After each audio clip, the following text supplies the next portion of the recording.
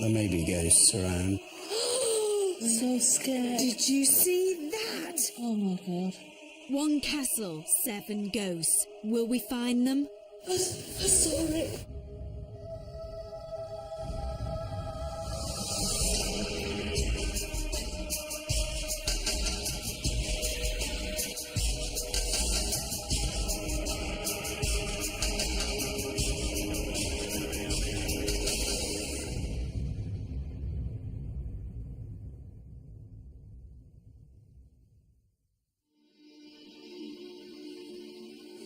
Hello and welcome to Most Haunted.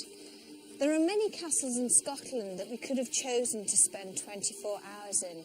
In the end, there was only one, Culzean Castle in Ayrshire.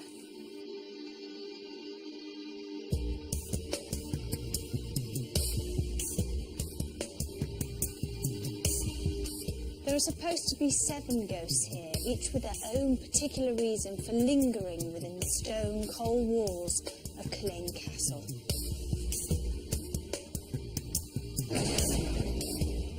Culzean Castle was built in 1777. Although the original building dates back to 1165, it was a stronghold for the Clan Kennedy.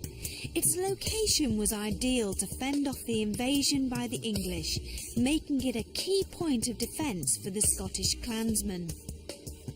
The underground tunnels were used by smugglers to hide their bounty, and it's said ghostly tunes from a lost, lonely piper can be heard emerging from the depths of the cavernous labyrinth that lay beneath the castle.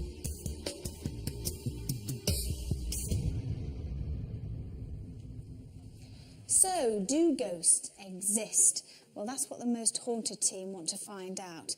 And we're going to do that by spending 24 hours here. And these are the people that are going to be staying up all night to try and catch any paranormal activity. We've got Carl and Martin and the rest of the crew. Give us a wave. Hello. There they are. We've also enlisted the help of 2 experts who stand on the opposite sides of the paranormal spectrum.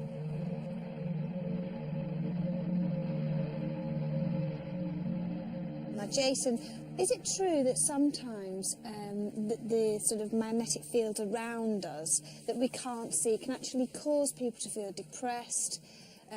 Fear comes into it. Is that true? It is. There's been a lot of experiments done on this in America, whereby they have beamed certain frequencies of electromagnetic fields at humans, at brains, and people have sort of explained how they're feeling, and certain frequencies will induce feelings of elation, feelings of sadness, feelings of fear, etc. And one of the theories about ghosts and haunted houses is that the actual electromagnetic field created by the stones, the very structures themselves, affects our brains, and that's perhaps why people experience these odd emotions in places which they put down to ghosts, when in actual fact could be down just to the electromagnetic fields. What are you going to be doing tonight at Culzean Castle? Well, one of the main stories here at the Castle of Et is a story of music being heard, and one of the ghosts is supposed to play bagpipes in the night. So we've got a tape recorder, just a basic audio recorder, which we'll set up and try and catch the ghostly sounds on. We're also going to use the EMF meter, as usual, and also temperature cold spots have been noticed here before, so we're going to be using the ray gun as well to sort of locate those. We're also going to do an experiment with flour, and this is whereby we put a very light dusting of flour on top of surfaces, close the room off, go back later, and sometimes you get footprints, handprints, movements in the flour. So if there's no one's been in the room, then we know that there's something unusual, perhaps paranormal. When we turn the lights off, I imagine, I mean, I know how I feel, the fear factor goes up. Mm-hmm. Now, is that to do with the atmosphere, or is that purely because as children or whatever, we've always been sort of, most of us, afraid of the dark? Well, it's like you say, it goes back to very, very early days when people are scared of being alone in the dark. And the fear really comes from a fear of the unknown, what we don't understand, what we don't know. And when, of course, it's dark, we don't know what's around us. Something could touch you, you can't see it. So it's simply the fact that we don't know what's around us when it's dark, and that sort of induces that sort of fear factor that you're explaining. I'm quite prepared to accept that there may be ghosts around, but I've never met any here. We've had one little girl who came with her parents, and they were in the Earl's bedroom, and she described to her parents an old gentleman she saw sitting in a chair in the corner. They felt she wasn't telling a story. It sounded very plausible, and she had seen this old man in old-fashioned clothes, she described it, I think, and he had said hello to her in a very friendly way. But we've had one or two other people who've stayed a night, perhaps, in some of the upper rooms, who have said they've seen a lady or a girl, could be a servant girl, perhaps. We had one particular Russian oboist in a Canadian quartet. They were from Toronto, but he was from Russia originally. He was quite an artistic type, if you know what I mean.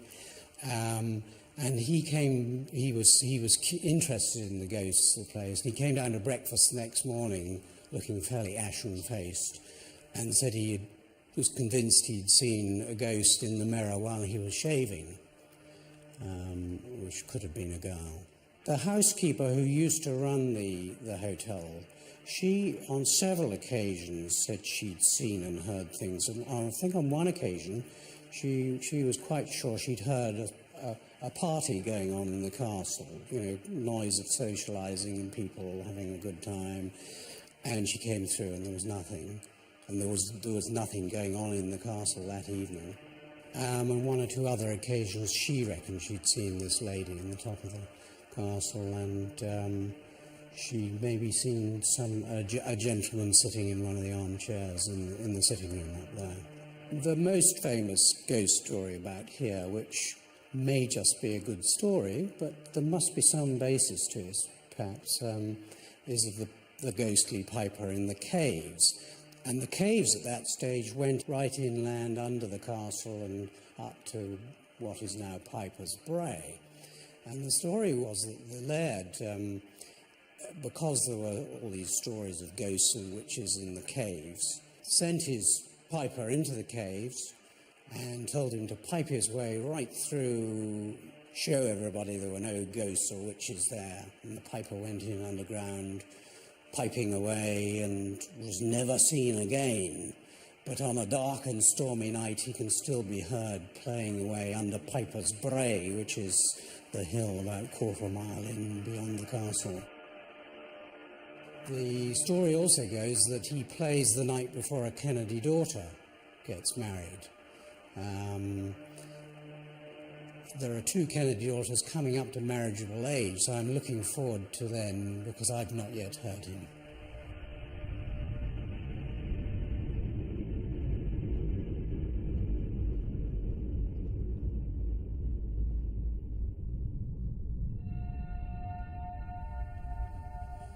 This staircase is a centrepiece for the whole of the castle.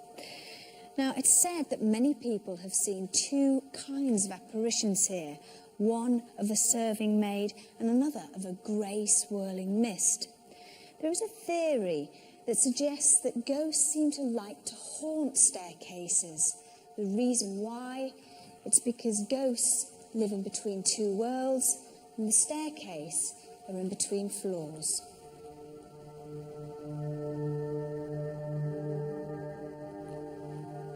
Well, this is the armoury room, and at one time or another, all the guns and swords were used in battle. Now, there's no supposed hauntings in this particular room, but you never know. Something may happen tonight.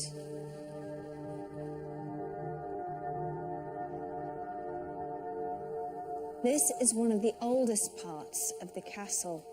Now, for over 800 years, the Clan Kennedy lived here. Just imagine how many people must have sat, walked and talked in this very room. This is known as the Earl's bedroom and is probably one of the most haunted rooms here in the castle. Many people that stay here have a sense of being watched, and that's not just from the people in the portraits. also they hear strange noises, creaking noises, and those noises come from this chair.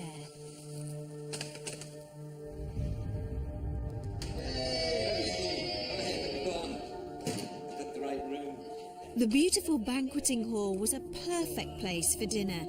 Derek Akora, our spiritualist medium, had arrived, and our team was now complete for a paranormal investigation. Can people see ghosts in more than one place, or are they usually confined to one room? Just as in life, if you wanted to choose to go to a place, or many places, you'd go along, you'd exercise your free will. Ghosts do exactly the same. So they don't have to be connected to a particular place that they visit. That's kind of obviously assuming that there are ghosts, but people do see something, the same thing in different areas. Yeah, well, if people perceive that they've seen a ghost or a figure in a particular location, for example, if you think of one, Anne Boleyn's ghost is alleged to haunt the Tower of London and Hever Castle in Kent, amongst other places. I think perhaps when people have seen a figure, that they are assuming it is Anne Boleyn or another important historical figure because of their associations with the particular location where they've seen it. It doesn't necessarily mean that it is Anne Boleyn. It's just how they're perceiving. But do the places tend to be the places that that person would have gone to when they were alive? Or, well, have some connection with, either born there, died there, been there at some That's the point. reason that they may well have. Yeah, there's also another theory that ley lines, which there's a lot of sort of research being done into, that ghosts can move along ley lines very much like people move along roads. And so perhaps they sort of go along these ley lines as ghost highways and go on their ghost holiday. Assuming that ghosts are in between here and the great beyond, do they not still want to do and enjoy the things that they would have done when they were in the flesh? Well, from my understanding, and also explanations by Sam, my guide, the spirit people, no matter what dimension they're actually in visitation from, when they come into our atmosphere, they can take on a role of coming close to a person that might be having a drink, social drink, I suppose even a smoke, or even eating food.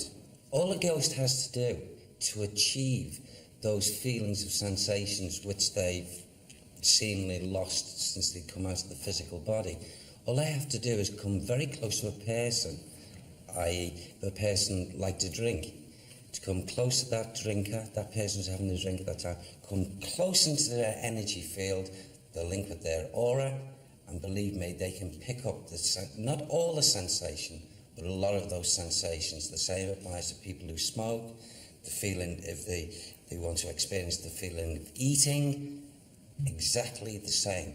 They must achieve that level of closeness to a person that is actually doing that act. So I suppose it applies to a lot of things, not just smoking, drinking and eating. Which begs the question as well, does the person who's doing that know that the ghost is doing that to them? And in a lot of cases, people do experience a sensation, a feeling of someone around them, closer than possibly they've ever felt before. It could be in many ways, tingling sensations going from the elbows to the shoulders, all around them, because they have a tendency not to come from the front, they have a tendency to come from the back. And I've been explained to and been told quickly the reason being is because when the person's psyche and the links with our physical brain, it's all happening at the back here, not the conscious mind and the brain here. So this is why they approach from the back. Derek, our spiritualist medium, began the hunt by leading us to one of the beautiful reception rooms on the first level. We can go in here. It was clear that this room had been the setting for many gatherings and celebrations over the years. Ghostly music and the legend of a piper all needed an explanation. Could Derek and his spirit guide Sam help us out? You see, even here in this room, and also away from this room, I don't know if you can hear this, what I'm actually listening to, but I'm hearing, very likely so, it's in other rooms, music, and it's like as if there's violins and stuff, even mixed music. It's like, how can I put this? It's like minstrel stuff, you know? You know, and it's really, it makes me feel like as if, you know, I got this thing of as if I want to dance to the music. That's the way it's making me feel. Really.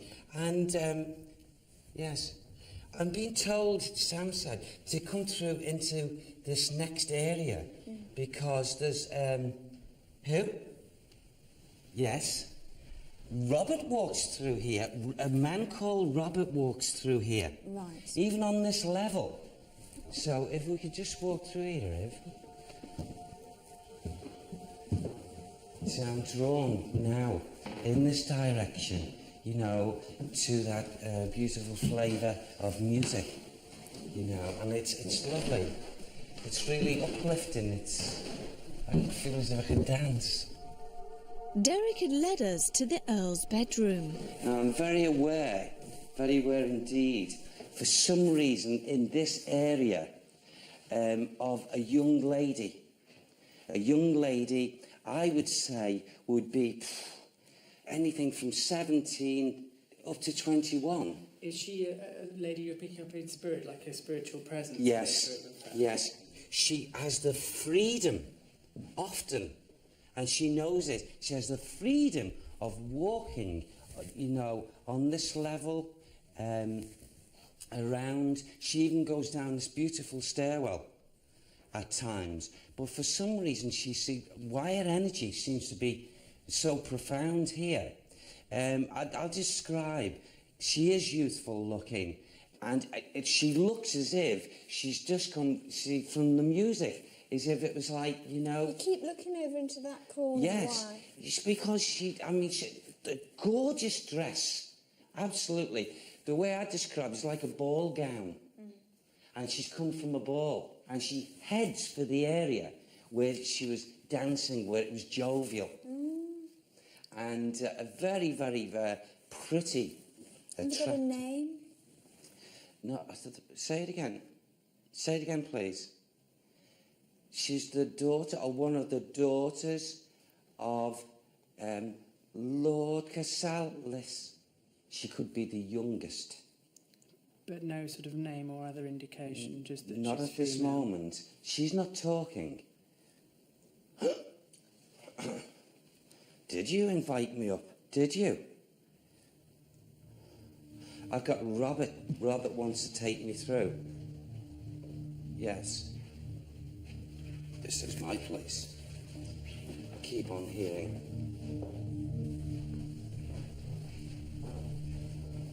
Okay.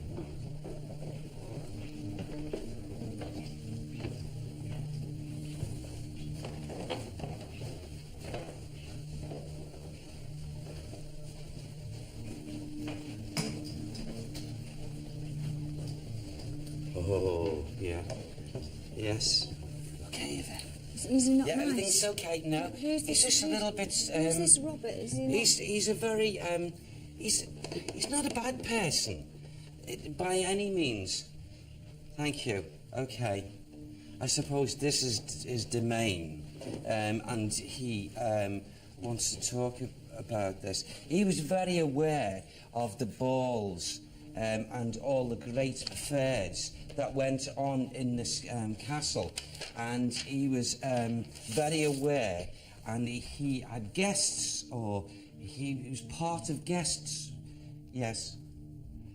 See, Sam, get me his name, please, if you can, please. Robert Adams, or is that surname, please? It's either Robert Adam or Robert Adams. And he resides here as a... He comes in. He's not here all the time. He comes in and has a look. He comes in and has a look. This lady is She is one of the Kennedys. Oh, that's pronounced. Can we walk through? Yeah. It's okay, Yvette, honestly, because I feel this is kindredness. This is goodness. Good. Goodness for them. Okay, there's nothing negative here. Good.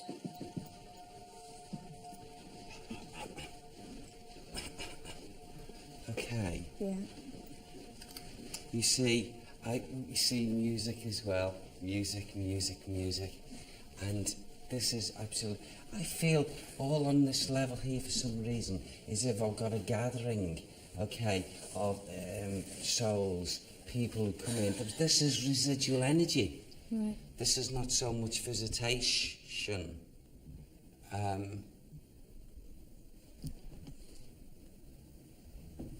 Okay.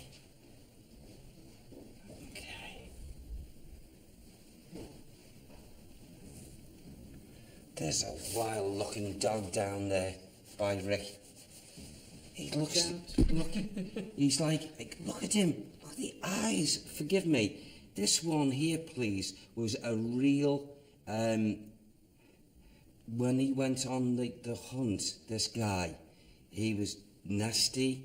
Maybe he had to be nasty, or he was meant to be. And he looks like, to me, my physical eye, like... one of those Irish big hounds. Wolfhounds, like that. But, you know, face. And the eyes, piercing. Who did the dog belong to? You know? I feel it's had something to do with Kennedy. Right. Kennedy. Okay. Thank you. There's Henry. Henry. And there's also James. There's James as well. James. I'm linking also on the same balance of the name Kennedy. Kennedy. Listen, do you hear that? No. Oh, wow. There's a piper. I can hear that from outside. That goes to a spiral staircase downstairs. Okay, I can hear a piper, and he's playing music. There is an alleged story, sort of legend really, to do with a piper haunting the environs of the castle. What does that mean, Sam? Why did you make me do that? Is that a wedding band? Okay. Yes. They're playing music, okay, to celebrate a wedding. And the piper, he's playing. Do you have a name? Do you have a name for the piper? Who was he? Who was he, Sam? Sam's talking about something. Is that a place? It must be a place called the Bray.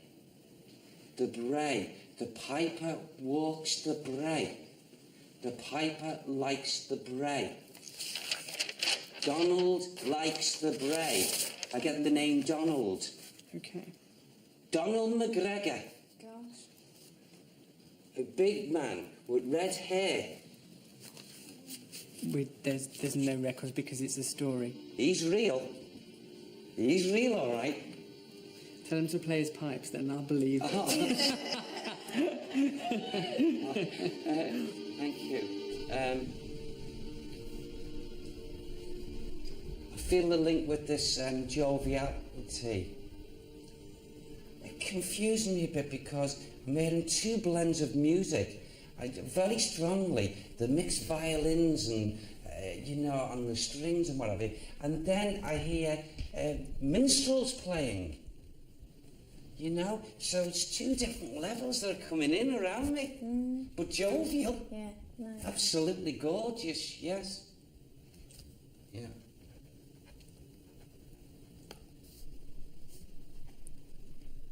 Should we go through there?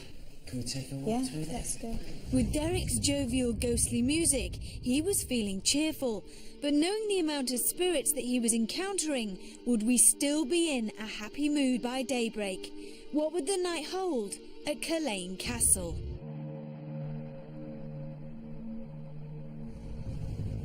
Jason, Derek and I were still moving through the beautiful rooms of Culzean Castle in Ayrshire.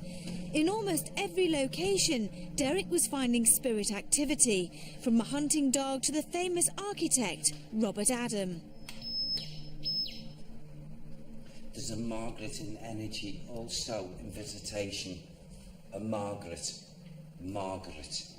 In this room. Yeah, she comes in here. Where is she? Is she just around? I just pick up her energy and Sam says Margaret walks through here. She's not actually here at, this precise actual time. But Margaret comes into this atmosphere. With respect to Sam, could you ask for Margaret's second name? Because Margaret is a very common name. Okay.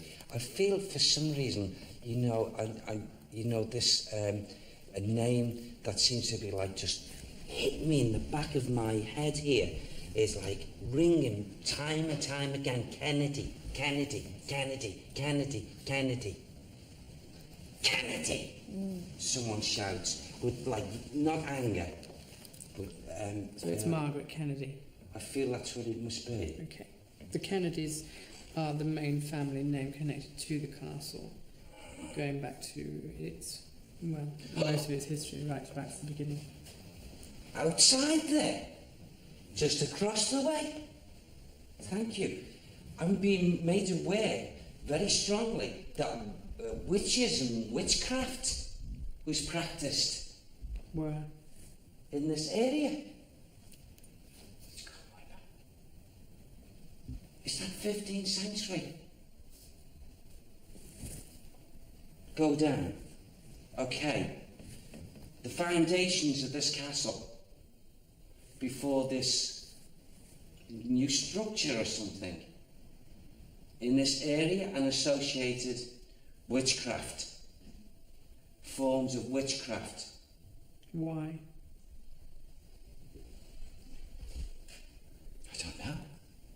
I honestly don't know. But witchcraft was very, very prevalent. Not with this building. Not with this. Got to be emphasised. Not with this building. Well, when you said earlier about Robert Adam, I said to you that the castle had been remodelled, so there was a previous building on the site, Yes. as I explained to you. Yes. And I also want to go back to a previous building and associated around the links with the caves of when the busyness of the caves and what was happening with the caves. And in that era, that time, witchcraft.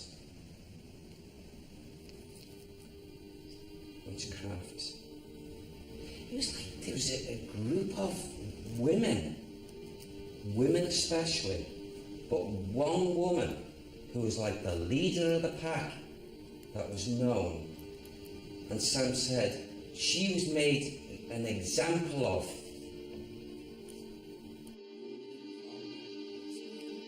There was certainly a lot of activity for Derek, so perhaps by turning the lights off, the rest of the crew would experience something. Let's come in here, in this way. Okay? I'll go first there, yeah. Everything's okay. Yeah, but where are we going? Yeah, we're going going to up go here? upstairs, yeah. Are we? Yeah. All right. Okay. Go on then. Do you want to go first? Yeah. Okay. Everything's okay.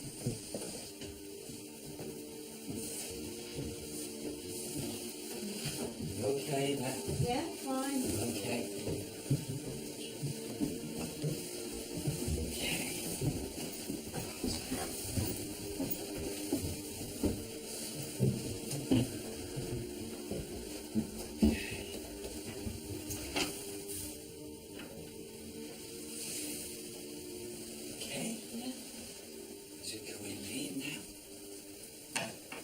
Now, just as we come into this atmosphere now, that, you see, earlier I heard voices, and I'm hearing voices again, like as if there's a conversation being struck, and it went from whisper into like a louder, more, if that's the right word, more clearer conversation. And you know, it's two women.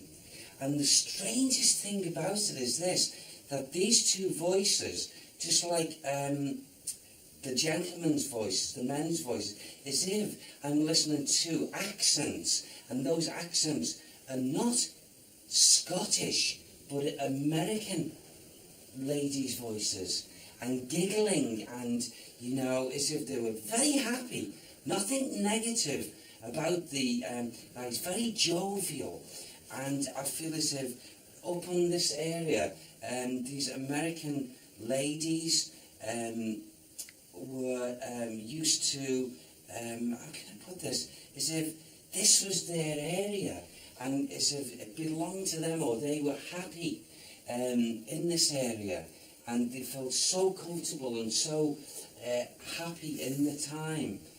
And I'd like actually to go from this bedroom and go a little bit further on, see if I can hear these men's voices. Men's voices. Yeah, and conversations. I prefer women's voices. Women are nice. Men. Well, some men are nice. Oh, I know, I don't mean it like that. I just feel safe when there's women. I'd like to go in here. That's okay. That's it. Okay, I'll go in first. Okay.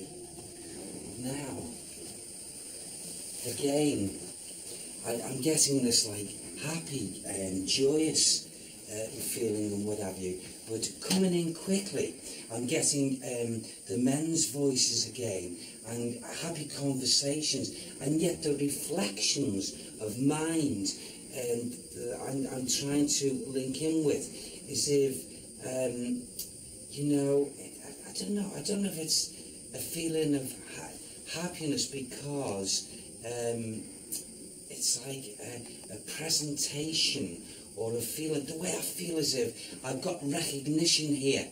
That recognition is for something, but I can't tell what it, I can't pinpoint it, but it's got something to do with the men folk. And one, I feel as if I've got one man who seems to have, if we come into the present day now, two people either side of him, big, burly people, burly men, and wherever this man walked, they would walk alongside him. You know, like we'd say in our modern day, minders. Yeah. When a minder minds, Yes. you know, a particular, and I feel greatly important with this person, and yet I feel a good man, a just man, nothing negative about him, and I feel he was well liked, this man. Do you have a name for the man? Sam, can you give me that back, please? I keep on getting Dwight is given to me time and time again, and I want to feel with this man. He must have had like a military background or something, because I feel, as I felt earlier, I feel as if this man was a just man. There is a connection to General Eisenhower, who was given an apartment in the castle for recognition for his services during the Second World War. But it wasn't these rooms here. No. I feel his essence, okay? He's not in visitation. He's not spirit body coming here. I just feel the residual of the conditions with this person. Dwight, a very just man, very, very strong links, American, and also, if this is the case of this man, Eisenhower, I feel as if this must be him, very strongly. Okay. And I feel the women folk were connected to him, okay? Very strongly. Right, I've got this idea, which most of the crew probably won't like, but what I would like to do is separate the boys and the girls, and it's something I've always wanted to do. I want to see the difference, how people react to fear. Okay. So I'd like to put all the boys in one particular place or room and the girls in another, and just see what happens, if anything happens. So which rooms would you suggest for the boys? Well, there's two rooms really that we should concentrate on if we're going to just have the two areas, and that would probably be the Earl's bedroom, where there's allegedly some phenomena occurring, and also perhaps even where we are here, the Oval Staircase. Again, lots of different things reported here, so probably those two areas. Okay, all happy to do that? Yeah. Are you brave enough to go on your own? No, I'm not. Someone's coming with me. Come on. How were they going to react to being in the dark in an old haunted castle? The boys stayed on the staircase and the girls went to the most haunted room, the Earl's bedroom. Okay, we've got the girlies. We've got Marcel, we've got Angle, and of course Bev and me. Okay, right, we're ready to go into this room. Right, why am I going in first? This is so not like me. I can't see a thing in here. Okay. Yeah, we can sit on the bed. Get comfy. It's fine when you're with lots of people, isn't it? If we weren't together, we would be absolutely petrified. Well, I'll just tell you this, if that chair squeaks, I'm going to climb over all three of you so fast. Stop it, because I'm really scared. Right, now what we have to do, okay, is to concentrate.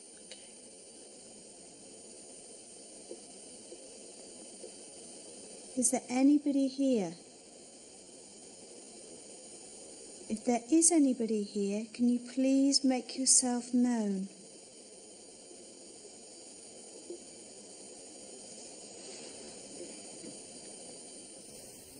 I want to see something as much as anyone else here, but I'm looking at it with a different eye, a much more critical eye than perhaps most of the team. More of an open view and everything. I have a completely open view. I don't believe or disbelieve. I'm quite willing to be proven wrong, but at the moment I have no reason to believe. Because your reason, I mean, our reason for seeing it is a point of, yes, we would love to catch something on camera, but your reason for seeing it is more of a scientific approach to be proven. So if something manifested itself to your eyes, I mean, it doesn't actually matter if you catch that on camera or we catch that on camera, because you have actually seen it. Or equally, an experience had by another member of the crew, which I consider to be genuine, and I'm not saying that anyone is trying to defraud anybody, but people misinterpret things that happen to them. They quantify things in the wrong way in their minds, and if you do that, it's dangerous because you can come to the wrong conclusion, and I think that happens a lot. When we were at the Red Lion, and I had those scratches, see, I can't for the life of me work out. I mean, I tried to logically explain it, but it wasn't a scratch I felt a pinprick. Anyone watching this programme will say, you did it yourself. And that's the only possible explanation. I don't believe that. And as I said to Rick, what's interesting is if a crew member has experience that I consider to be legitimate. I consider yours to be real. I have no reason whatsoever to question you. I can't explain it. It was unusual. It happened in a room where other experiences were occurring, including things on camera, and including a sound which I heard and something thrown at me. I can't explain it. And it was unusual. It is unexplained. I mean, that's specifically where...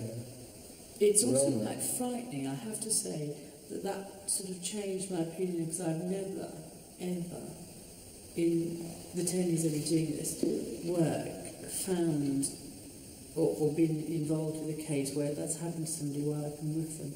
I've seen people have photographs of wounds and injuries caused allegedly by spirits and ghosts, but I've never been in that kind of environment where it's potentially going to happen to me.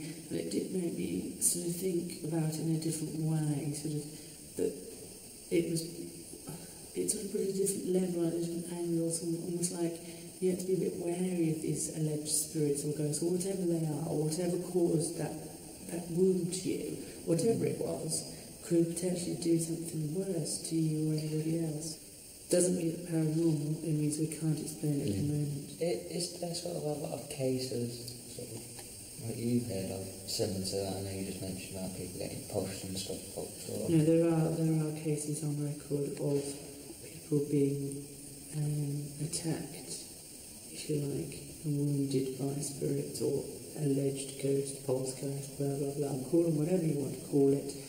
Things happening to people where they get hurt. That does happen.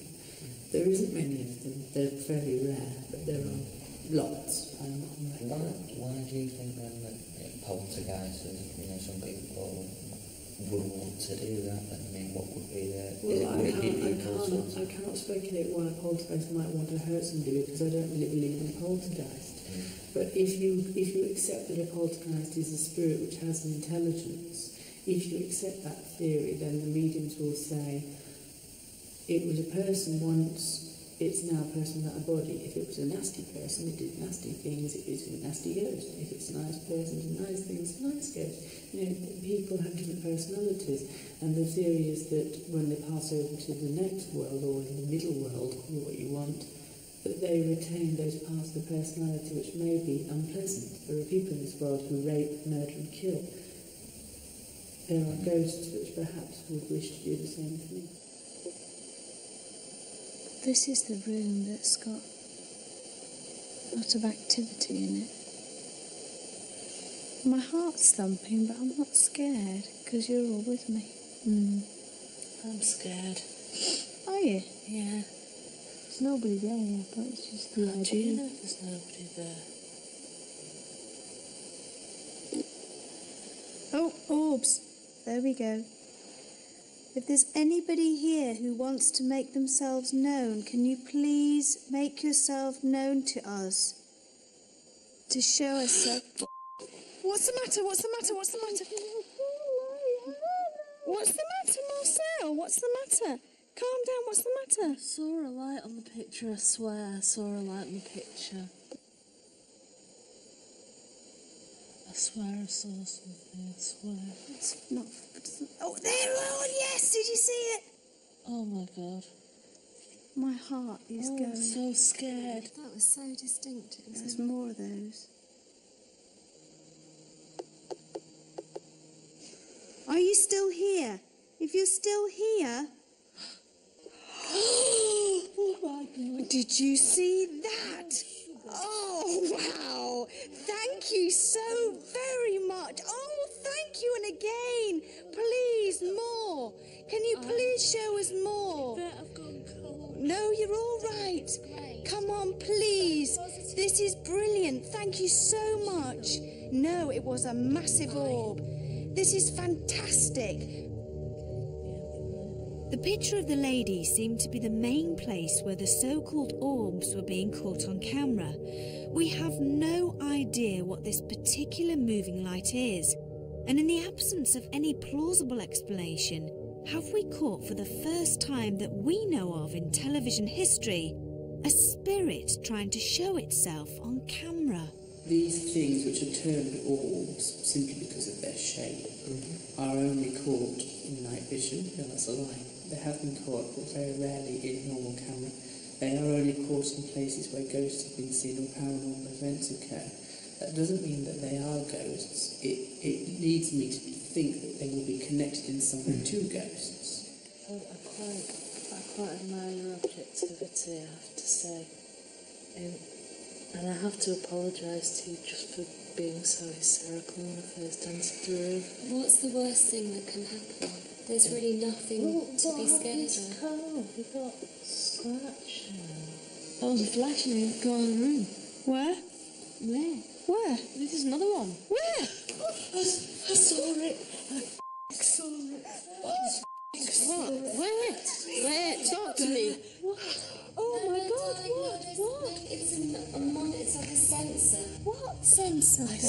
flashing light on the ceiling, alright, and it's very constant,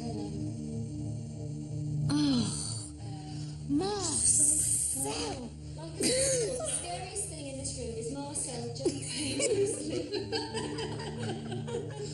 What do you think the girls possibly would see if there was anything? If there was any good. No, it's not. One thing I think we need to get straight in these investigations is people have to know what they're looking at, because that is a prime example. What was it? I didn't actually see. All it is the flash on the burglar sensors, the movement sensors on the burglar alarms. We're looking for ghosts, and yes, you spot the sensors. But people spot them all the time. I mean, we had one earlier on. I have to say, actually, there is a sensor light in the room where the girls are. People are getting carried away, and I think the desire to want something to happen is too much. We want it so much that we're looking at every little thing, and oh my God, there's ghosts everywhere. And obviously, that's all that complete load of nonsense. I think we did incredibly well, and for me and Marcel especially, because we are the biggest wussies going. But what we caught on camera, I think, is really good. I would love to see that big white light that was over by the picture. I'd love to see what that actually looked like, because I saw it, and that to me was just amazing. It was exciting. I've seen some orbs. From the sound of your voice, it did seem to be responding. Definitely. It happened more as you talked more and as you got more excited. It seemed that it was listening more to Yvette than to anyone of us. Maybe like it recognised your voice, or it liked your voice. After spending 2 hours in the Earl's bedroom, we left excited with the orbs and the unexplained light we had caught on camera. The boys, however, after spending their time on the staircase, had seen nothing. Some had returned to the Earl's bedroom in the hope that they too could catch some spiritual activity on camera, but to no avail. Perhaps if the spirit of the daughter of Cassilis is present in the Earl's bedroom, she only wishes to communicate with other ladies.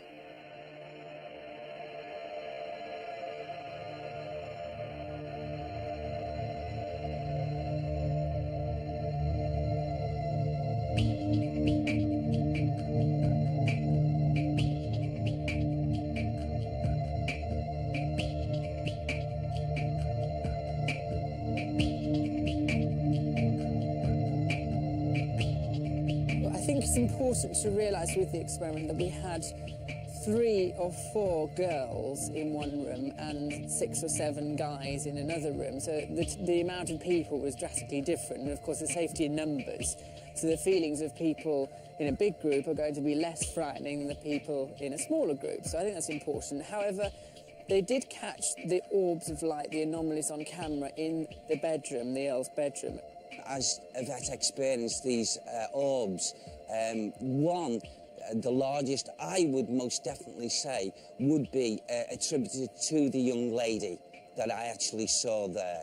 Even though I wasn't actually watching, I would say if this large orb come towards Yvette, and that was showing Yvette, this young lady saying, hey, you know, you're most welcome, we're glad that you're here. We did pick up on the sort of legend or story of a piper haunting the area of the castle, but it's not actually within the building. It's an area called Piper's Bray over there, so it's not a ghost that's alleged to haunt the building itself. When I first arrived here, Sam did make me aware at the beginning, even before the investigation, and took me in mind to caves. And I felt, yeah, this has got to be a most active place. It would be very interesting if we could get down there sometime and really, really dig our teeth into it, because I'm sure if we were down there, the activity would become explosive. Well, obviously, it's got all the Hammer horror criteria that you want. It's got its castellated turrets and battlements, and it's got its creaking doors and secret passageways.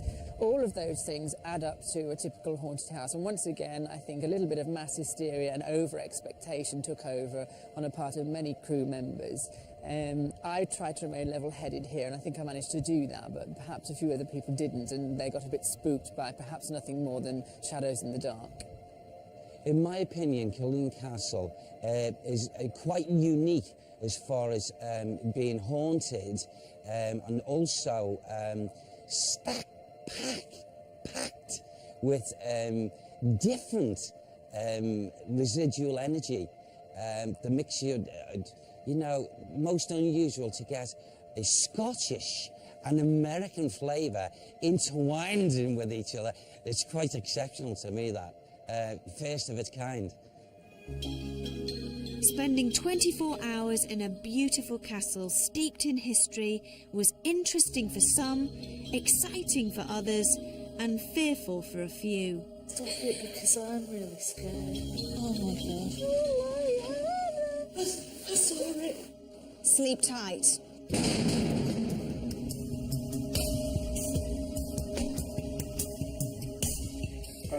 You were here when you were like whispering this here, and I looked and I was like, where are you? And you were stood over there.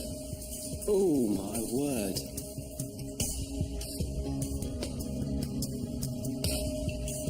Are we in the right castle?